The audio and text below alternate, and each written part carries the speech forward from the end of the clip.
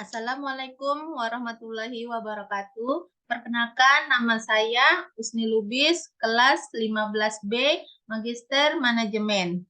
Saya akan menjelaskan tentang kasus manajemen keuangan bisnis by Teddy Chandra. PT Pelita merencanakan untuk membuka usaha L dan usaha S. Investasi yang dibutuhkan masing-masing sebesar 1 juta, di mana 200 juta dibutuhkan untuk modal kerja dan 800 juta dibutuhkan untuk investasi. Struktur modal perusahaan saat ini adalah sebagai berikut. Hutang 25%, saham referen 15%, saham biasa 60%. Sedangkan data-data lainnya adalah sebagai berikut. Suku bunga yang dianggap bebas risiko adalah 6%. Retrum yang diharapkan di pasar 100%, 10%, maaf. Pajak perusahaan 30%, risiko pasar perusahaan 1,2. Harga saham saat ini adalah 1.000.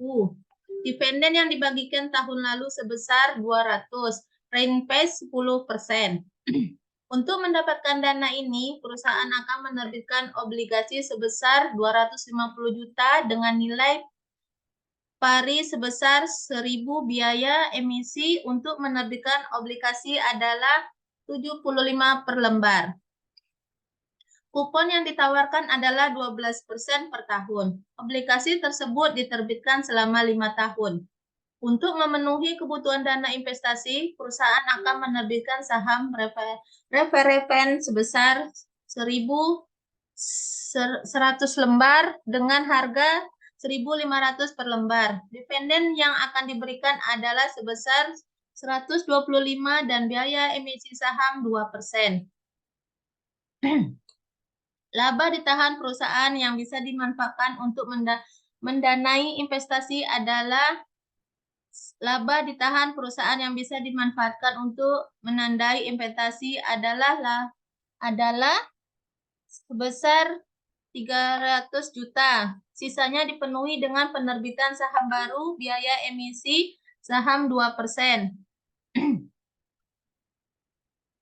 Dengan investasi sebesar 1.000 juta diharapkan akan diperoleh cash inflow sebagai berikut.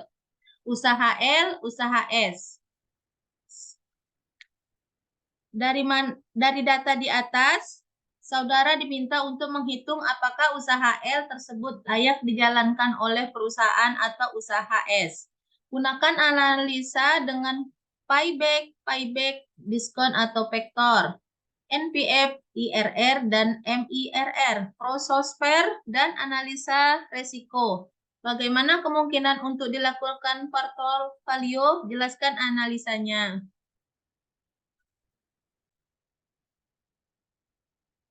Dari soal tersebut, maka jawabannya adalah struktur modal, hutang, saham preferen, modal sendiri, saham baru. Dana, hutang 250, saham preferen 150, modal sendiri 300, saham baru 300.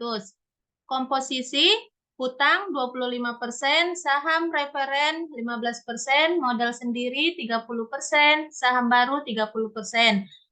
Kos hutang 9,94%, saham preferen 8,50%, modal sendiri 10,80%, saham baru 11,02%. COC hutang 2,484%, saham preferen 1,276%, modal sendiri 240%, saham baru 3,06%. Obligasi pada tahun 1, pada tahun 0 negatif 925, tahun 1 120 cost of debit. Tahun 2 120 sampai tahun keempat 120. Tahun kelima 1.120. Biaya hutang adalah sebesar 14,19%. WACC adalah 10,306%. Usaha L dengan referen rate referen rate 10%, tahun 0 cash flow 1.000, tahun kedua tahun 1 200, tahun ketiga tahun 250, tahun ketiga 300, tahun keempat 350, tahun kelima 400. PP cash flow tahun 0 negatif ya? Negatif 1.000, tahun ke-1 181,31, tahun ketiga 205,47, tahun keempat 236,42, tahun kelima 244,95. Payback tahun ke-1 800, tahun kedua 550, tahun ketiga 250, tahun keempat 8.571.043 rupiah. Tahun kelima 17,1.429.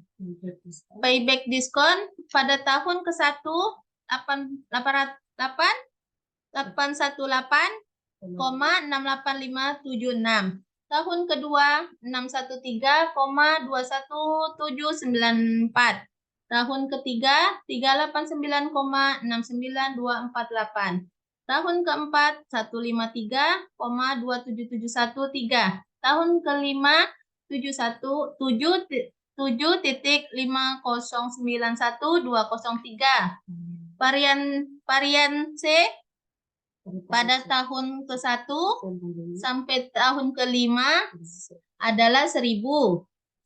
Standar NPV pada tahun pertama 906,571, pada tahun kedua 821,871, tahun ketiga 745,085, tahun keempat 675,472, tahun kelima 612,364. Payback di atas ya. Payback didapat 3 tahun 8 bulan 18 hari. Payback diskon dari tahun payback diskon didapat 4 tahun 7 bulan 16 hari. Varian dari tahun terdapat 3761,36. Standar deviasi 61,33, Z negatif 1,4947, kerugian dengan hasil 6,750%. NPV 91,67, IRR 13,45%, MIRR 12,14%. Sekian penjelasan saya. Terima kasih. Assalamualaikum warahmatullahi wabarakatuh.